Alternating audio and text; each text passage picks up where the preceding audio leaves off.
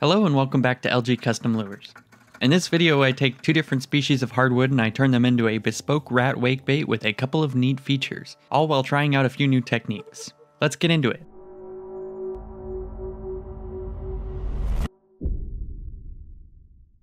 I have had this board of heavily figured maple kicking around the shop for a while now, and I just haven't had the right idea for a bait to make with it. That is until now. The impetus for this idea was actually brought about by this bait that I made a few years back. Don't get me wrong, I like the way this wake bait turned out, and I still really like the idea of laminating different species of hardwood for this stripe effect that you see running the length of the bait, but the end product just doesn't quite match what I originally had in mind. With this bait, I think I can target three general areas of improvement on this past design. Number 1, to make the bait lighter. Number 2, to develop the shape a little more. Number 3, to make the colors of the wood more rich and vibrant. So with those goals in mind, let's get back to the lure building. I draw out the profile for this rat wake bait and I transfer it to a piece of semi-transparent vellum. I cut a section of the maple board long enough to fit the rat profile lengthwise.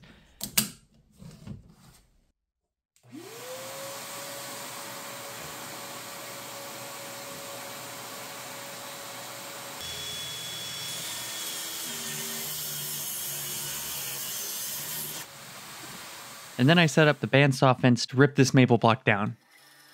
This task is asking a lot of my tabletop bandsaw with a stock blade and a mediocre fence. And the cut isn't the straightest as a result, but this shouldn't be an issue as I don't really need this edge to be straight.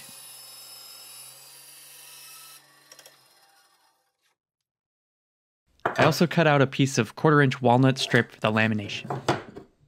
The plan is to laminate maple, walnut, and then maple again, but it's a little bit more complicated than that. Let me explain.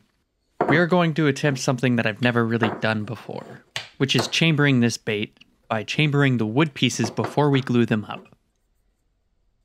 My hope is that this will help us achieve an overall lighter weight lure despite the heavy wood species being used. To do this, I need a stencil to accurately locate these chambers using 3 drilled holes and some pins for alignment. This will all make sense in a moment, but first we need to make the stencil. I cut out the holes where these chambers will be, and I poked some holes in the vellum to mark drill locations.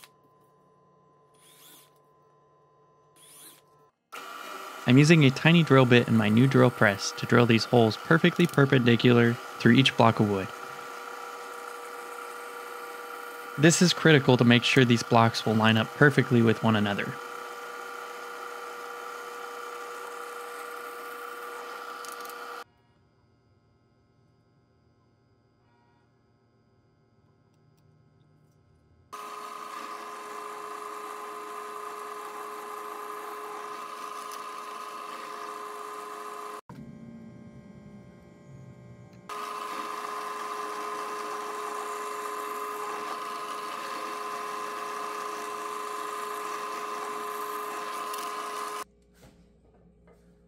Once these holes are drilled, I place some pins in them and I fit the stencil over the pins, and I mark the chambers with a pencil.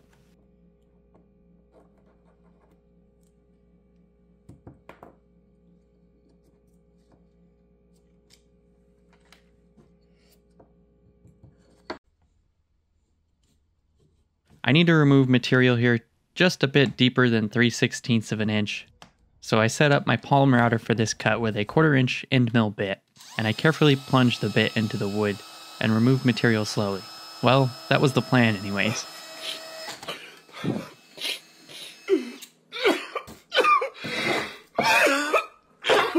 I didn't think this through and I forgot to secure the wood block to the workbench, and the bit caught the wood and sent the piece flying. Thankfully, my meat stayed out of the way this time, but it serves as a good reminder to not get complacent with these tools, as that is how most accidents occur. I think I can fix the chipped wood at a later stage, but for now let's keep moving along.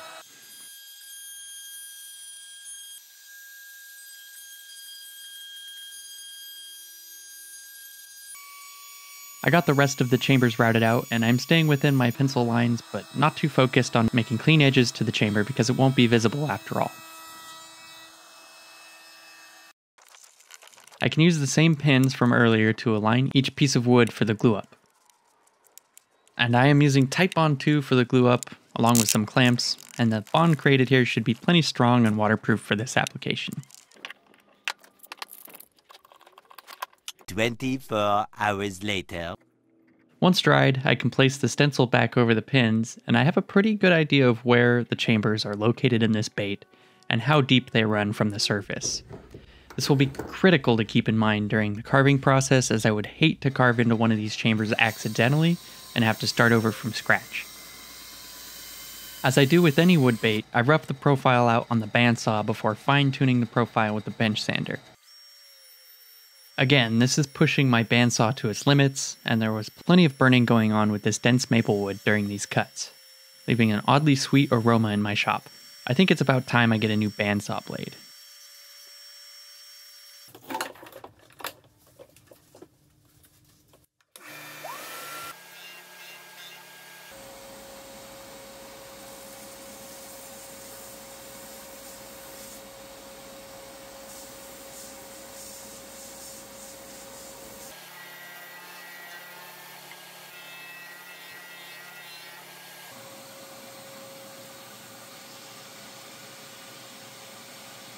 I draw out a stencil to mark some lines on the top and the bottom of the bait, which will help me carve a mirrored top and bottom profile with the bench sander, and also keep track of those chambers inside the wood.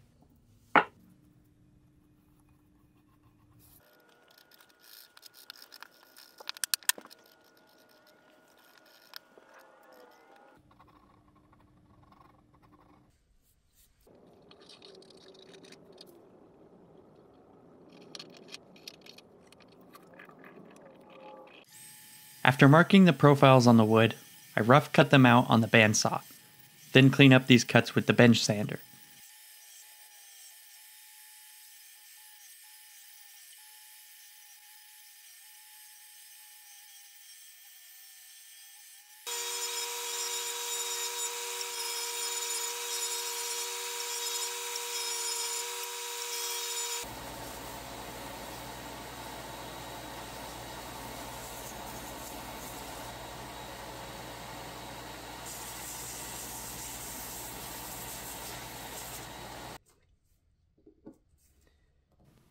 I cut a notch into the wood which will define the edge of the rat's ear.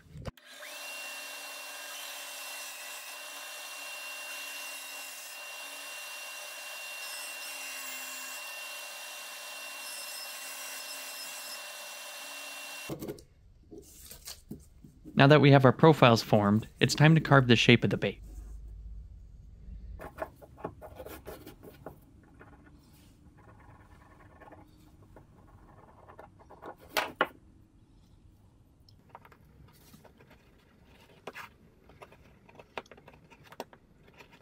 I clamp the bait in the vise and I get to carving and chiseling out the shape of the rat, starting with the head and the face before moving on to the rest of the body.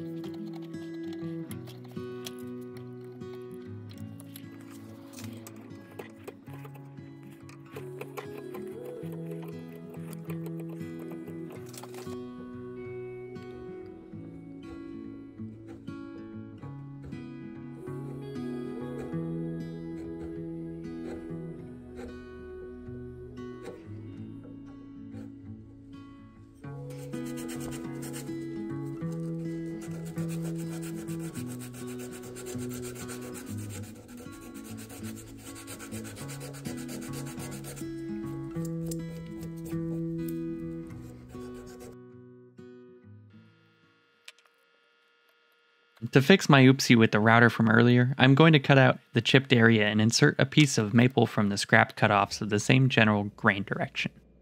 I use my utility knife and my chisels to remove the wood. I cut the repair piece of wood down to be just slightly oversized. And I ease in the repair piece by sanding the edges until I get a good fit.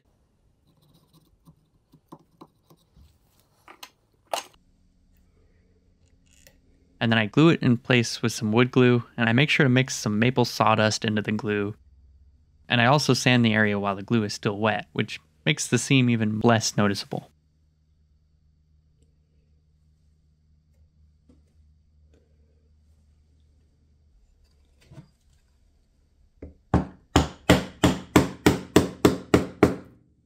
Not too bad, but it's still noticeable if you're looking for it. For more than one reason, next time I won't forget to stick down the workpiece before taking the router to it. For the tail on this rat bait, I'm going to use a standard 5-inch Senko stick bait. I must recess a well in the rear of the bait where the tail can sit. In this well I will glue a large wire spring lock, so that changing tails on this bait will be as easy as twisting off an old one and twisting on a new one. With that, it's time to get back to shaping this bait.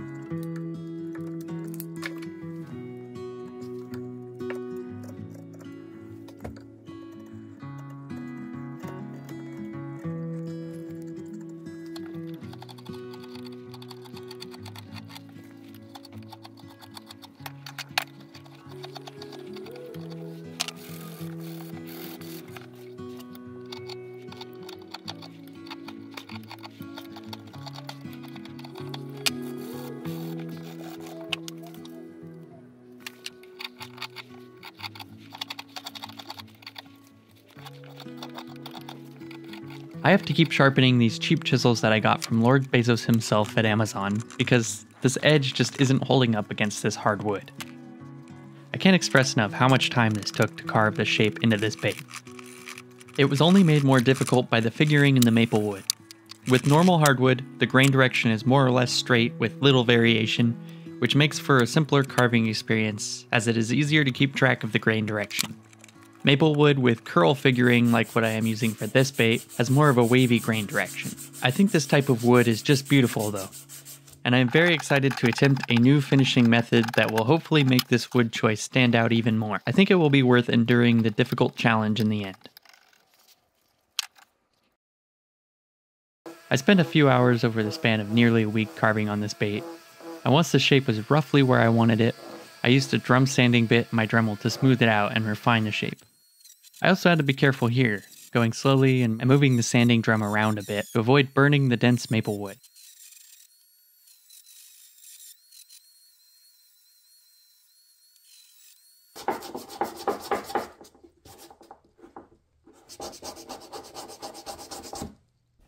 Next, I use a burr bit in the Dremel to shape the ears.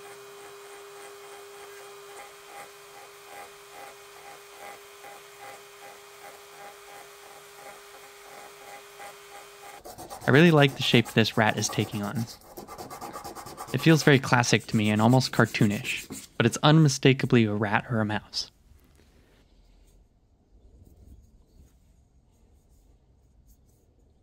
Now that this bait is looking fully shaped and I have begun sanding it up to 200 grit, I need to start thinking about cutting the bait into 3 segments so we can make the joints. I use my stencil to guess where the chambers are in the bait, and I mark out some lines where I think these cuts should be. It would be an irreversible failure if I was off by just a little bit and I cut right into one of these chambers, so I am grateful that I spent the time making these stencils earlier, and it's over to the bandsaw for the moment of truth.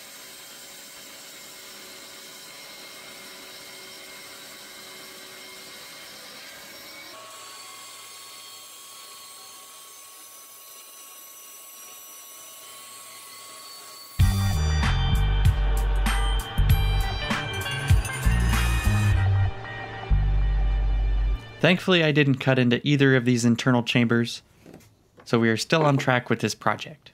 Moving forward, I use the bench sander to relieve some of the material on the joint faces, and I create a radiused face. This is so that when the joint articulates, instead of the corner of the joint segment striking the face of another segment, we have more of a flat face to flat face contact.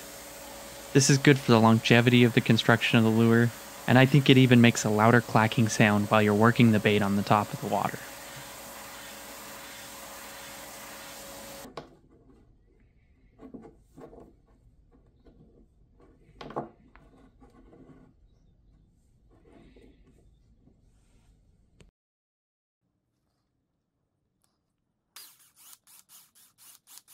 I drill out some material with a drill bit for eye sockets.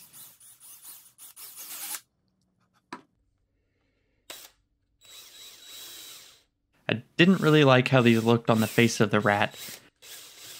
I put the drum sanding bit back in the Dremel, and I just removed material until I liked the shape more and I liked how the eyes fit into the sockets.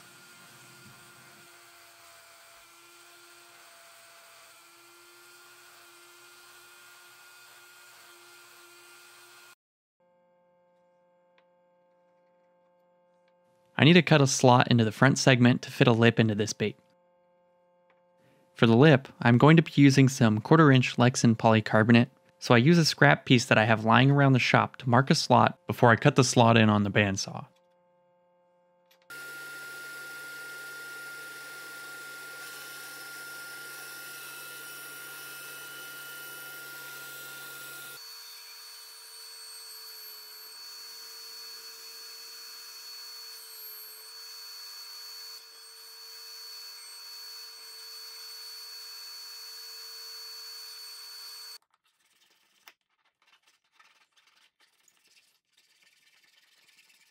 I find that I get these lips to fit more flush when I remove some material from the top of the slot.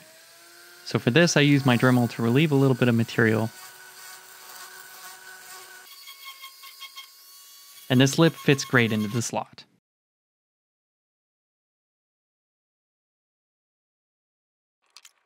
I'll need to cut out the polycarbonate lip, but for some reason, I don't really enjoy that part of the process as much. And I can get away with procrastinating it until later on in this project, so instead I'm going to make the joint hardware and get these joints to articulate. I twist up some hardware for the hook hangers, joints, and line tie using some stainless safety wire. And I test fit all of these into the bait.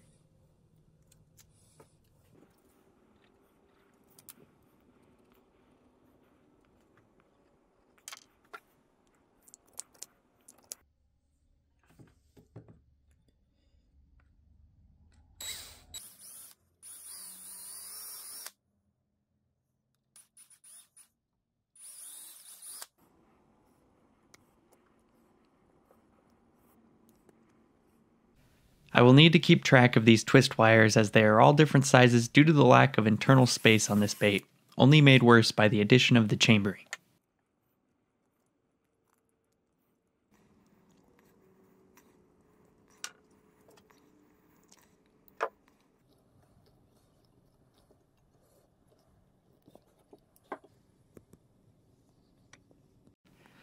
I line up the bait's joint to mark some reference lines for the joint pockets and aligning the joint. And I use a Dremel to carve out the joint pockets, removing material slowly and checking the depth of the pockets on the joint loops.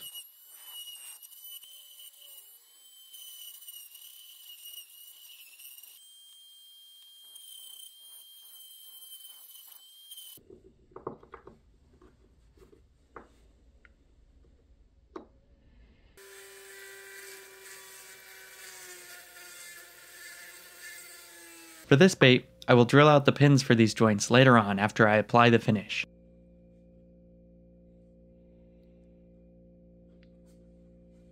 To save you from the pain of having to watch me sand this bait for hours as I prep it for applying the finish, let me explain the stain finish that I'm planning on using on this bait.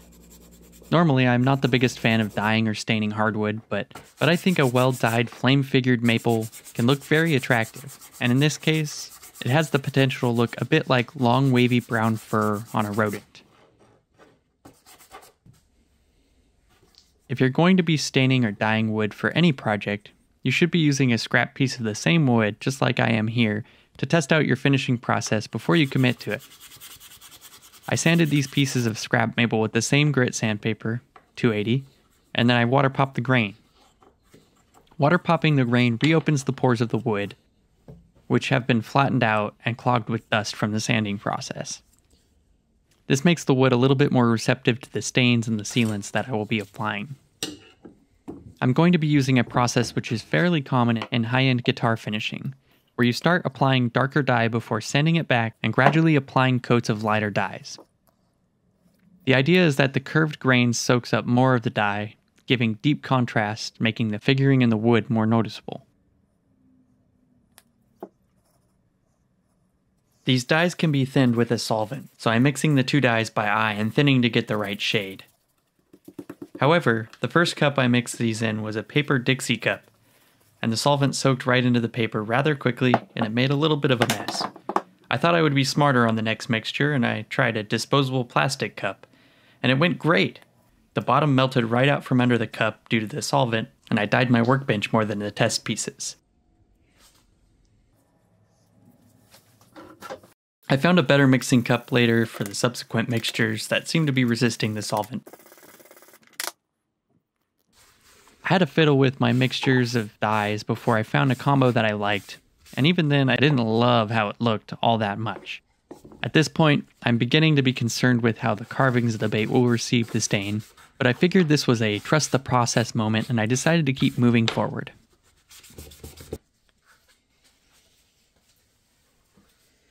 I water pop the bait just as I did the sample pieces, but first I make sure to use some compressed air to blow out any dust out of the pores of the wood.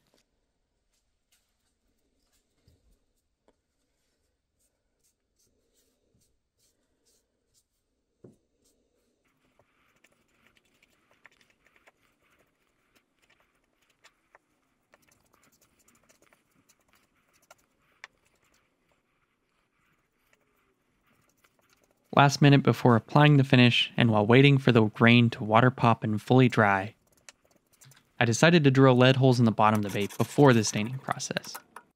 I use Forstner bits to make shallow holes along the bottom of the bait.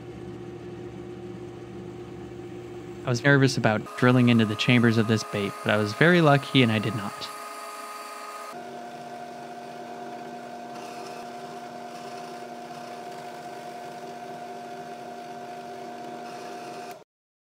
I cut segments of solid core lead wire and I pound them into a flat piece that fits perfectly in these holes. I keep the majority of weight forward on this bait to ensure a great wakebait action, but I was also able to distribute a good amount of lead along the bottom of the bait to give the bait more stability in the water.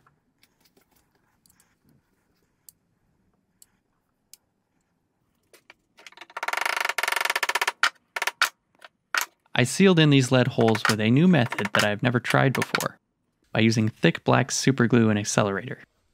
This allowed me to build up the layers and work quickly without waiting on long cure times for epoxy. And since these lead holes will be visible on the bait, as the bait won't be getting any paint, I think the contrast of the black against the stained wood looks pretty good. At least better than my typical patch methods of clear epoxy or semi-transparent superglue and baking soda would look.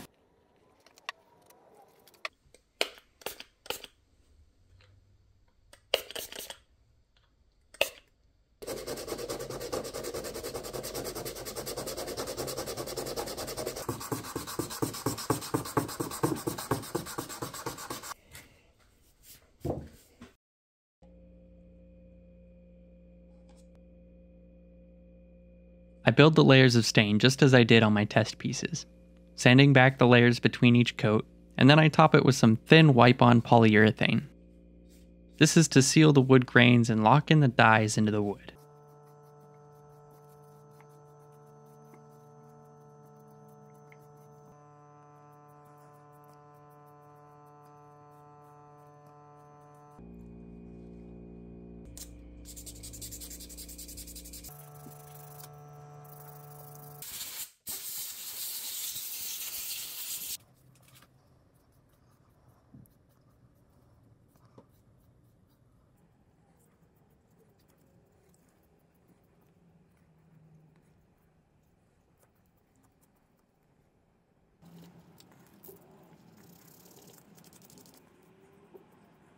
The color begins to look pretty good at this point, and I'm hoping that the top coats really bring it to life.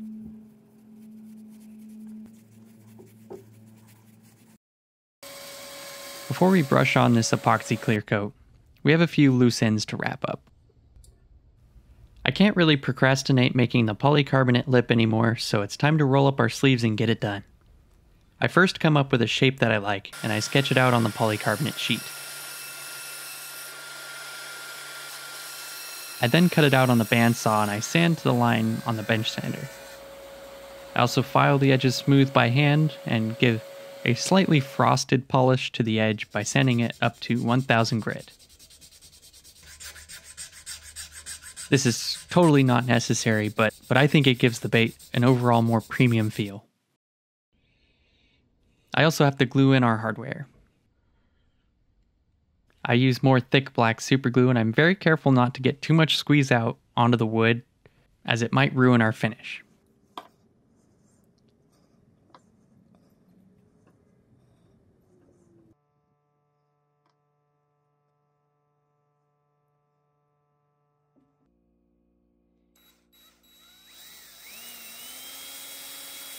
I drill holes for the joint hinge pins, and I test fit the stainless wire that I use for these pins.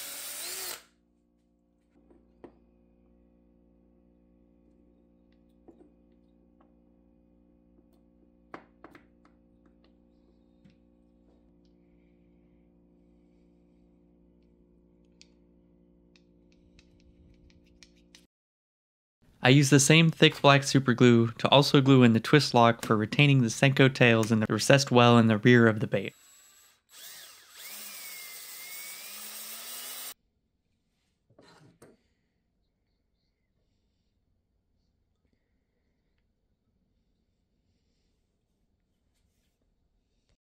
I come back with some exterior spray polyurethane in a rattle can, and I layer these build coats to fully waterproof the bait and prevent any of the epoxy clear coat from soaking into the wood and deforming an otherwise smooth outer coat.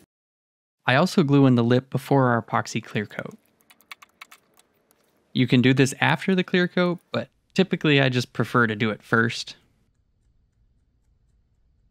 I use the same 30-minute epoxy resin that I use for my clear coats because it's the strongest epoxy I have, but 5-minute epoxy also works just fine, and it can be more convenient with a faster cure time. In this case, I knew I had to wait at least 24 hours before clear coating anyways, so I just used the stronger epoxy. I use the same 30-minute epoxy to glue on our eyes, and I sign and date the bait.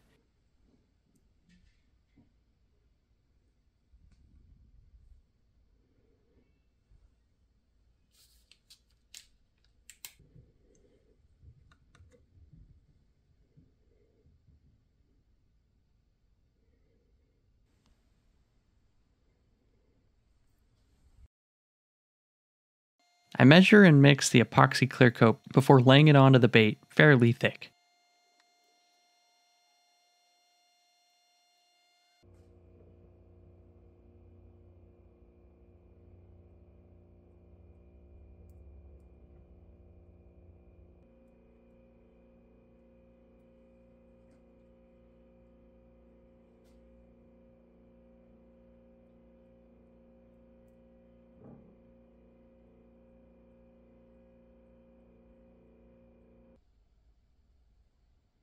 The epoxy clear coat really brings out the color and chatoyancy of the wood, and I really like the color that we were able to achieve with the wood dyes.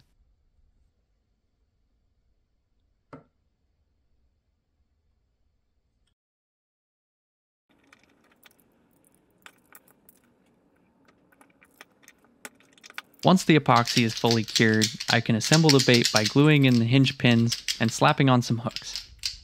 And all that's left to do is to cut a Senko down to the right size and twist it on as the tail. And our rat wake bait is now complete.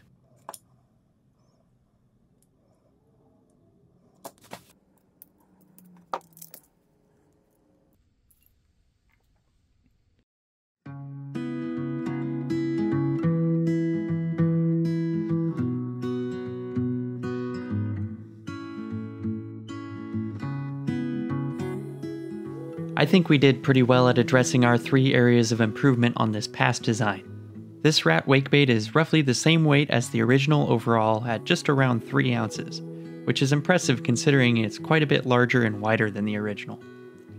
The shape is also much more refined to me than the original, pulling on several of the same design characteristics but improving on them all. And lastly, the color is just great. I wish the dyed finish could have been just a little bit more uniform, but overall I really like how the figuring stands out, and this was a great first attempt at dyeing wood for a lure.